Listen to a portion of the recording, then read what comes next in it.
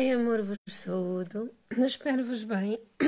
Hoje venho conversar um bocadinho convosco e hoje na minha página, estou na página da Ana Sou Saúde, além de estar aqui no Instagram convosco. E hoje venho conversar um bocadinho convosco sobre as doenças terminais. Ou aquelas que nós consideramos e encaramos como doenças terminais. E também sobre os processos de doença e sobre os cuidados paliativos. O assistir e os cuidadores também, sobre os cuidadores, principalmente os cuidadores informais.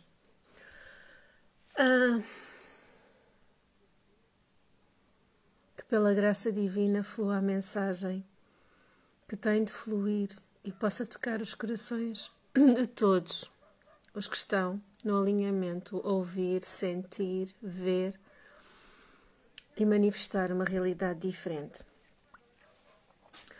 Uma das doenças que mais aflige uma pessoa quando se lhe é dado esse diagnóstico é o cancro.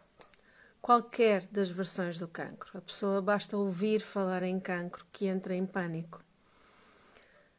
Apesar da própria medicina tradicional hoje em dia já transmitir que o cancro não é uma sentença de morte. E efetivamente não é, e há cada vez mais terapias e terapêuticas, práticas terapêuticas que assistem no recuperar do organismo da pessoa. Há algo muito importante a perceber. Uma pessoa que está a passar por um processo de cancro é alguém que na sua infância recebeu ofensas graves, o que sentiu como ofensas graves, humilhação, abandono,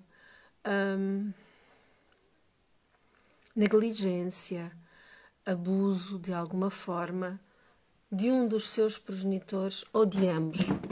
E a maior parte das vezes nem sequer se consegue permitir reconhecer essa verdade em si.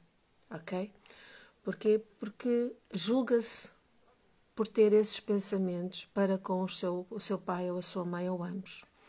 Julga-se por ter essas emoções.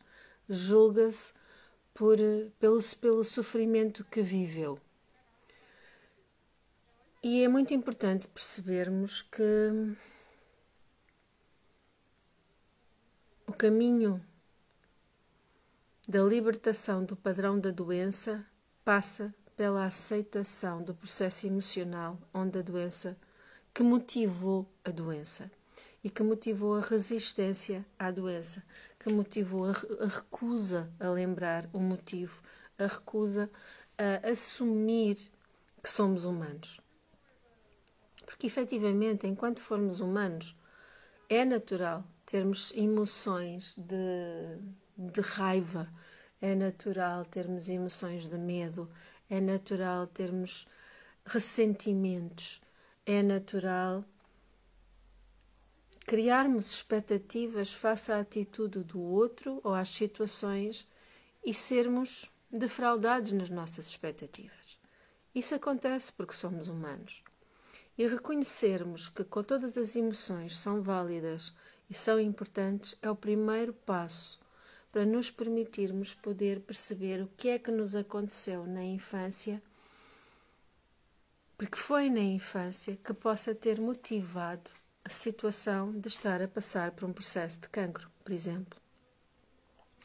Quem diz cancro diz outras situações e vocês depois poderão partilhar o que sentirem, está bem? Ou que outras doenças gostariam que eu viesse a referir. Eu sei que já tinha pedido isto para aí em outubro ou novembro do ano passado. É verdade que depois tive muito tempo sem vir aqui à página da Ana Sou Saúde, não tive a oportunidade. Agora sinto que está na altura de vos poder começar a assistir novamente. Deixem-me sugestões, enviem para o meu WhatsApp, o mais 351 93 616 3047, doenças que gostassem que eu viesse a referir, para podermos abordar as origens, a origem emocional desses padrões de doença em vós. Eu gostava agora aqui de referir novamente que qualquer situação que o nosso corpo manifesta em doença é um convite a honrarmos as nossas emoções, é um convite a honrarmos aquilo que sentimos, é um convite a honrarmos a nossa humanidade e é um convite a acreditar, ok? E não estou com isto a dizer que mesmo reconhecendo as emoções, que têm que deixar de ir aos médicos, que têm que deixar de ser acompanhados pela medicina tradicional, poderão vir deixar de o fazer ou não.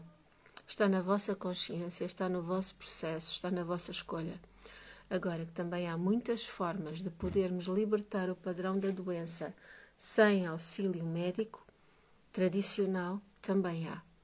Tal como já partilhei convosco, eu libertei-me de um prognóstico de doença. Esse foi o meu processo. Nós não temos que viver todos os mesmos processos. E uma situação como cancro, por exemplo, eu assisti à minha mãe, à distância, porque entretanto rebentou a pandemia, mas ao processo da minha mãe, que quando lhe foi diagnosticado o cancro, já estava em estágio 4, já era um cancro avançadíssimo, um cancro que iniciou no pâncreas e quando foi descoberto já tinha alastrado para os pulmões, para o intestino, para o estômago, estava espalhado pelo tórax. Também é muito importante perceber que, consoante o órgão onde o cancro está, também há emoções que estão mais focadas. Eu não vou agora abordá-las. Se me fizerem pedidos nesse sentido, eu depois virei responder, porque teria que estar aqui a pensar em todos os órgãos e mais alguns onde o cancro pode iniciar e que são muitos.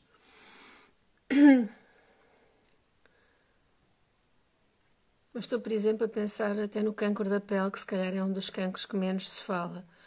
A pele é o nosso maior órgão. E a pele é o primeiro contacto que nós temos com a realidade, com o outro, não é? Com tudo o que nos envolve. E um cancro na pele também é uma negação, não é? A estar presente. É uma negação a viver. É alguém que se sentiu profundamente humilhado na sua presença, na sua expressão física, na sua aparência e que teve que passar a viver máscaras e máscaras e máscaras para estar conforme ao que outros possam querer, ao que outros possam desejar dele. Ou seja, alguém que vive a sua vida em prol do que os outros possam decidir da sua vida e querer dele, em vez daquilo que ele efetivamente é, e muitas vezes já nem sequer conseguimos reconhecer qual é que é a nossa verdadeira face no meio de tantas máscaras. E há processos para fazer estes mergulhos. Tal como o cancro de mama tem outros processos, o cancro nos ovários, o cancro no útero, seja o que for, ok? E estou-vos a falar sobre isto porque esta situação envolve não só quem está doente, quem está a passar pelo processo e está a viver o seu convite de retorno à saúde. Porque quando nós estamos num processo de doença, o propósito é convidarmos o nosso organismo a retornar à saúde, a manifestar saúde.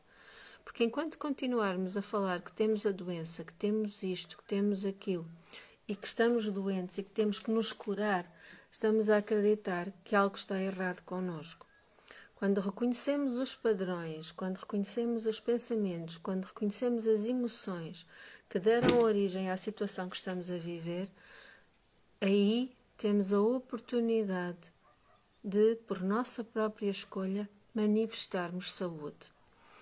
E há algo muito importante que eu também sinto referir convosco, que é a remissão espontânea. Nos últimos anos têm-se feito muitas pesquisas e têm-se inclusivamente escrito muitos livros acerca desse assunto, acerca da remissão espontânea. E o que é a remissão espontânea?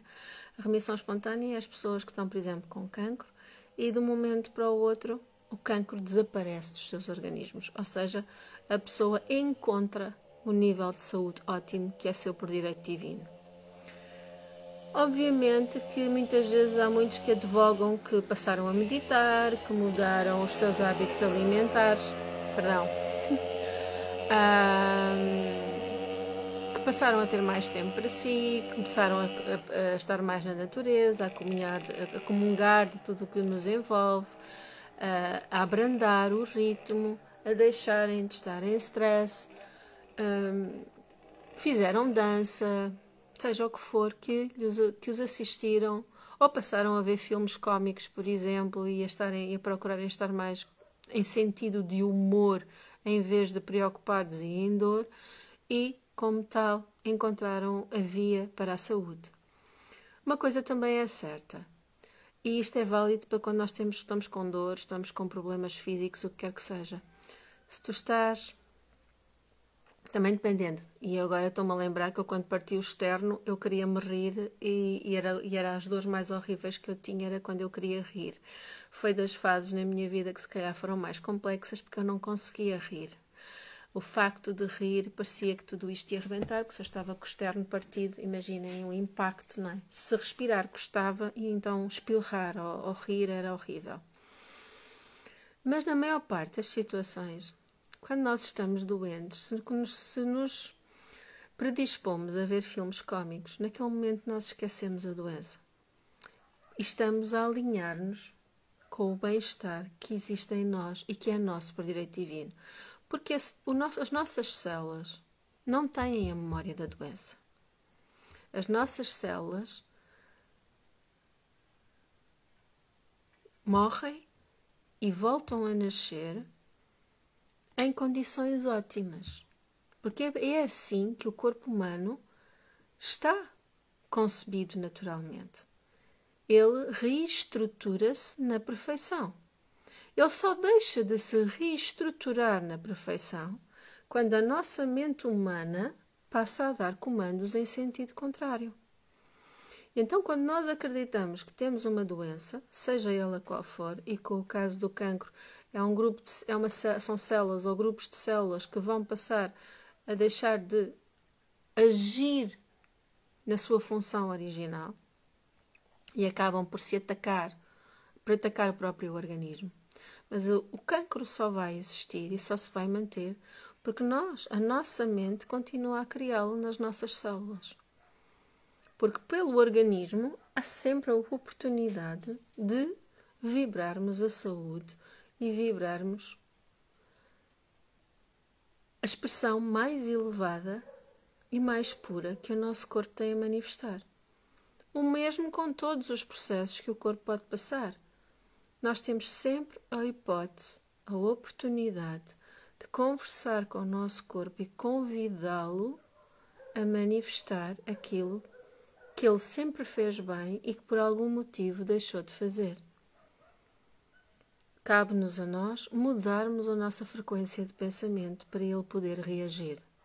Ok? E lá está, para o fazermos também temos que perceber quais são as emoções que estão aí por trás e de que forma nos estamos a boicotar. Mas estava-vos eu a dizer que a remissão espontânea, faças o que fizeres para chegar a ela. A nível energético, o que é que acontece? Quando estás num processo e acedes à remissão espontânea, e o que é que aconteceu? Tu entraste no acástico, vamos à memória do nosso acástico que está nas nossas células e nosso ADN, e vamos à memória a uma vida que tivemos em que estivemos em saúde plena. E podemos ir resgatar dessa memória do nosso ADN essa saúde plena. E no momento que resgatarmos essa memória, ela manifesta-se no nosso corpo físico. Por isso é que há tantos milhares e milhares e milhares e milhares de casos de remissão espontânea por este mundo fora. Por isso é que qualquer doença já não é mais um atestado de morte ou de sofrimento. Obviamente que a sociedade tem o seu impacto, os mídias têm o seu impacto, porque se criam crenças à volta de vários processos de doença. Como eu vos estava a referir também, a processo de doenças, e estávamos a falar de cancro, é tão ou mais importante,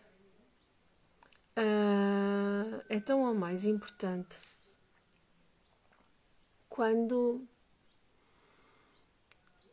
também no processo que se vive com a família. Estava aqui a Luísa a pedir para entrar em direto, mas eu não vou permitir a ninguém entrar em direto agora, ok?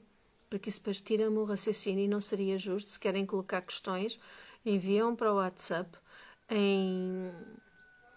enviam para o WhatsApp um áudio com as vossas questões, mas não é aqui que eu vou fazer isso. Não tinha que abrir o direto a todas as pessoas que quisessem fazer isso, e não estaria correto, nem eu iria conseguir conversar convosco, está bem? Nem muito menos manter o meu raciocínio, que agora também já me perdi onde é que eu ia. Mas estava-vos a falar que o processo de passar por uma situação de doença tem sempre também um impacto daqueles que nos envolvem, da família. E quando há um diagnóstico de cancro, tanto é a pessoa que está com esse diagnóstico, como é os familiares que vivem o terror do diagnóstico. E quantas vezes quem está doente só se submete a determinados tratamentos para que os seus familiares fiquem mais descansados. Eu já assisti a casos de pessoas que não acreditavam, que sabiam, e não era não acreditarem, que sabiam que alguns dos tratamentos que estavam a fazer lhes iriam ter e têm um impacto profundamente negativo e nefasto no seu organismo, e acabavam por aceitar fazer esses tratamentos pela consciência, pelo medo que a família demonstra, que se não fizeres isto não estás a fazer nada. E eu percebo, okay? Eu percebo essa pressão. Eu própria enviei e-mails ao médico que acompanhou a minha mãe no processo dela. Nunca fui contra nenhum tratamento, eu só lhe pedi para ele ter consciência na dosagem da medicação para que ela pudesse ser assistida mantendo alguma qualidade de vida e não ficando completamente prostrada. E ele foi dando as suas prescrições e foi ajustando consoante os sintomas que ela ia tendo. Porque a minha mãe partilhava comigo, umas vezes era ela que falava com o médico, outras vezes era eu que mandava mensagem e lhe dizia: mas está-se a passar isto e isto e isto, por favor verifique se não há um tratamento que possa ter um impacto menor. Porque a minha mãe já tinha alguma idade e o meu pai também ficou doente nessa altura. Ou seja, ela que precisava de cuidados acabou por ser a cuidadora também do meu pai. Eles acabaram por regressar ao lar com 1 mês e meio de diferença um para o outro. E primeiro foi o meu pai. A minha mãe foi cuidadora até ao fim, apesar de estar doente, e muito mais doente do que ele alguma vez esteve, mas ele permitiu-se ir primeiro. Ele permitiu-se ir e 1 mês e meio depois foi ela. Estava-vos eu a dizer que termos atenção à família e muitas vezes, e no caso do cancro, felizmente até acho que as nossas entidades de saúde estão mais conscientes desse processo. Pelo menos alguns países estão. No nosso, não posso falar muito, porque lá está, vivi o processo da minha mãe numa altura de confinamento, mas quero acreditar que há cada vez mais equipas que estão predispostas para assistir as famílias a viverem essa fase. Porque muitas vezes o que nos move num processo de doença, e acaba-se por ficar doente também, é o medo de perder o outro. É o medo de não ser capaz de assistir. É o querer controlar a situação, o querer controlar a doença, o querer controlar o que se está a passar com o outro para que nós próprios não vamos sofrer com isso. Ou seja, falarmos em doenças terminais é falar em quem está a passar pelo processo, mas também é falar em quem está à volta, porque a energia de todos os que está à volta influencia muito a energia daquele que está a passar pelo processo. E podem acreditar que muitas vezes o sofrimento é muito maior para quem está a assistir, porque se sente impotente. Tem que lidar com a sua incapacidade de libertar o outro do processo que não o queria estar a ver passar. Obviamente, quando se percebe que a pessoa efetivamente escolheu passar por aquele processo e que esse processo a está a conduzir ao momento ao segundo momento mais sagrado de estarmos vivos. Há 2 momentos profundamente sagrados em sermos humanos, que é o momento do nascimento e é o momento de regresso ao lar. Podermos assistir em qualquer um desses momentos e estar presentes é das maiores bênçãos que podemos viver. E há uma serenidade, uma paz imensa em qualquer um deles. Agora também nos cabe a nós desformatar muitos conceitos sobre a transição e aprendermos a assistir o outro no seu momento de transição, a fazer as pazes com o que viveu, a fazer as pazes com os que teve relacionamentos mais complexos, para que a parte emocional possa ir mais tranquila. Porque nós também podemos assistir o corpo energético ou o corpo espiritual a ser libertado do corpo físico e a ascender muito mais suavemente. Mas, para além disso, temos também o corpo emocional, o corpo físico e o corpo mental. Por exemplo, num processo de cremação, o corpo físico é imediatamente reduzido a cinzas. A parte emocional também vai ser evaporada. Ou seja, é um processo muito mais limpo e rápido de assistir toda a transição do ser que acabou de... que está no seu processo de retorno ao lar, está bem? E há muitas pessoas que, então, quando foi à altura do regresso ao lar dos meus pais, que me vinham de falar e ficavam muito chocados com a cremação, porque acho que há muitas ideias que correm acerca da cremação que não têm a mínima... que não estão minimamente conectadas à pureza desse processo. Não há nada mais eficaz do que a ação do fogo, até para assistir na libertação do corpo espiritual.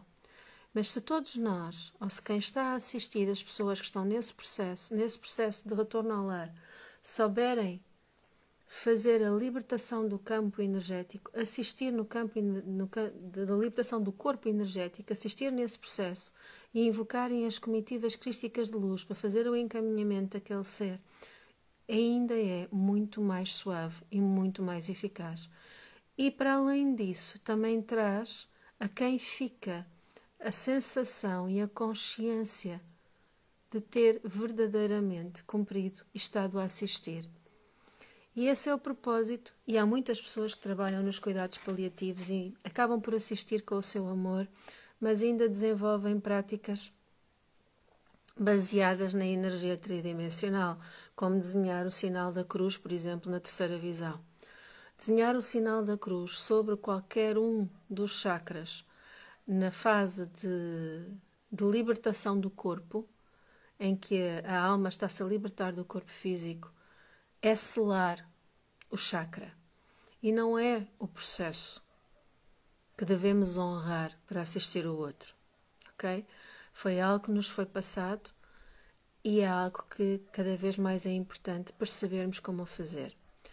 Como eu disse agora recentemente na página da Viagem ao Centro do Eu este ano, nos retiros que vou transmitir, vou referir muita coisa, mas também vou explicar como fazer, como assistir na libertação do corpo espiritual, para que cada vez mais a transição, a regresso ao lar, seja vivido por todos e pelo todo, porque não é só aquele que regressa ao lar, é o que regressa ao lar e todos os que ficam.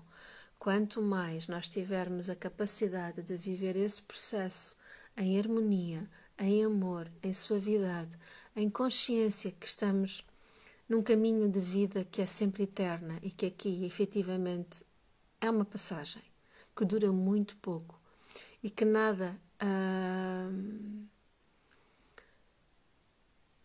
impede a vida, aí sim podemos assistir o outro e podemos também nós compreender os nossos próprios processos de morte e renascimento.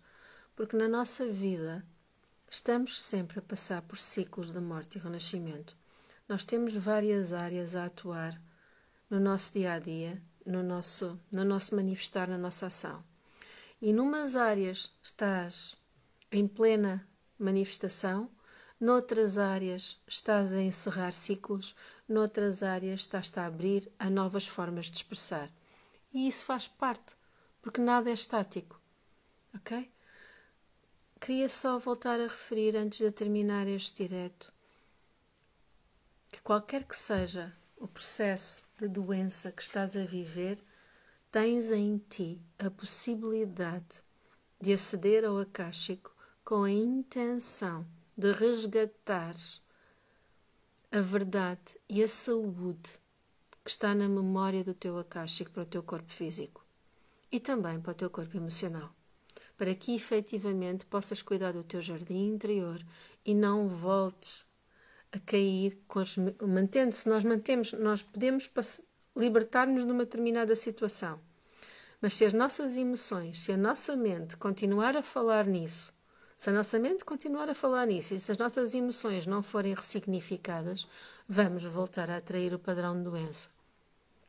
Então, a única forma de vivermos a vibração da saúde é permitir-nos manifestar a saúde em todos os nossos corpos. Corpo físico, corpo mental, corpo emocional e corpo espiritual. E tanto nós que possamos estar doentes, como assistirmos aqueles que estão no processo de doença, se eles assim o permitirem, porque muitas vezes também é a escolha do outro não permitir ser ajudado. E a nós só nos cabe respeitar esse processo, por muito que nos custe, porque a quem custa é ao ego. A alma sabe que o outro está a viver o seu propósito, está a viver o seu processo, está a viver o que escolheu. Então vamos encarar a doença não como uma sentença, mas como uma oportunidade de vibrar as maiores bênçãos da nossa vida. Porque quando eu passo, ou quando tu passas por um processo de doença e consegues fazer o teu resgate para vibrares em saúde, o salto energético é tal que é como uma iniciação imensa da alma.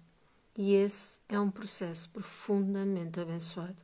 Não olhes para o que estás a viver ao nível da saúde como com culpa, ou como uma desgraça, ou como uma prisão. Olha como uma oportunidade de teres tempo para ti, para te olhares, para te sentires, para te honrares, para te amares e amares todos os que estão, estiveram e estarão na tua vida. Na aceitação que, por muito que sejamos divinos e somos, a nossa parte humana tem emoções. A nossa parte humana tem atitudes que muitas vezes não compreendemos. E saber perceber que tanto nós como os outros podem ter essas atitudes é vibrar o caminho da aceitação. E não estou a falar no perdão, porque o perdão, ou nós somos capazes de vibrar o perdão por todos e pelo todo, inclusivamente por nós próprios, e temos essa consciência, ou então também é de uma grande arrogância chegar ao pé de alguém e dizer eu te perdoo. E principalmente se as palavras forem vãs, se não for mesmo sentido desde lá de dentro.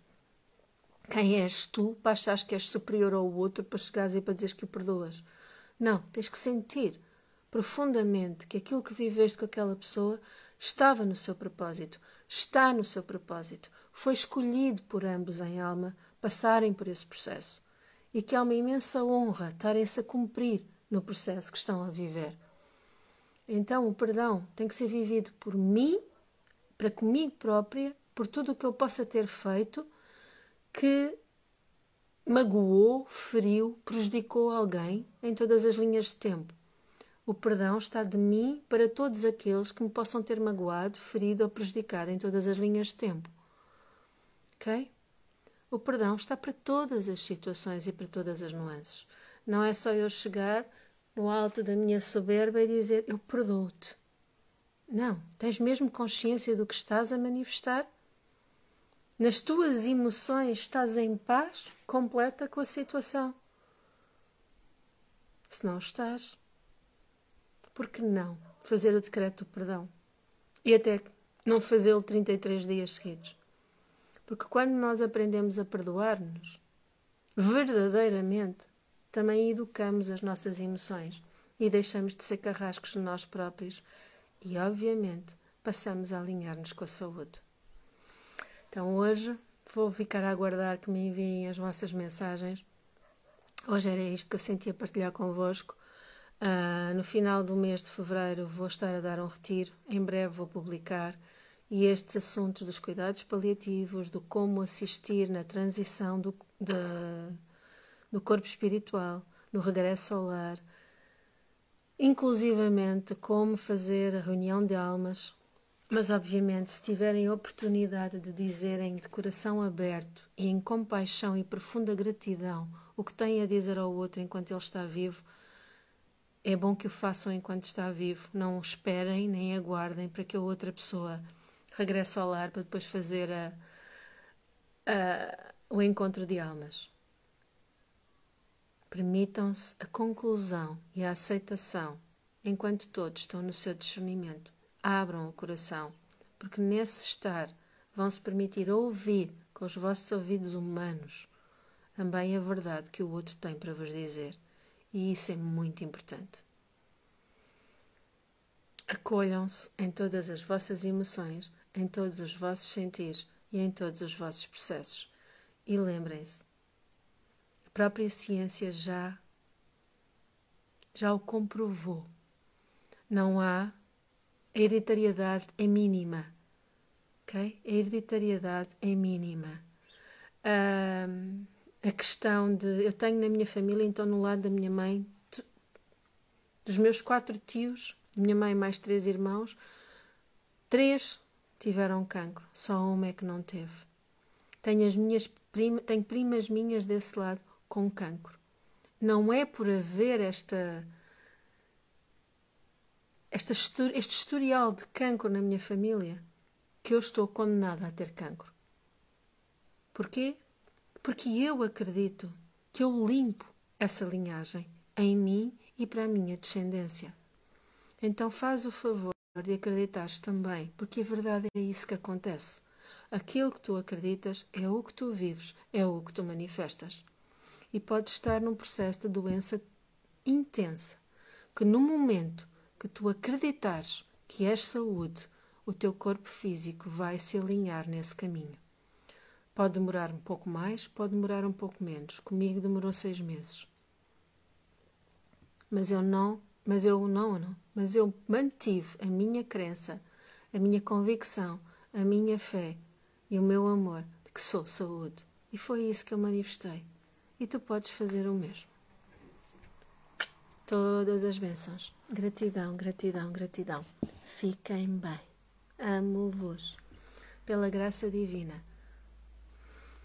Que todas as bênçãos da saúde, da harmonia, da paz, da compreensão, da compaixão e da remissão espontânea sejam convosco. Gratidão, gratidão, gratidão. Amo-vos.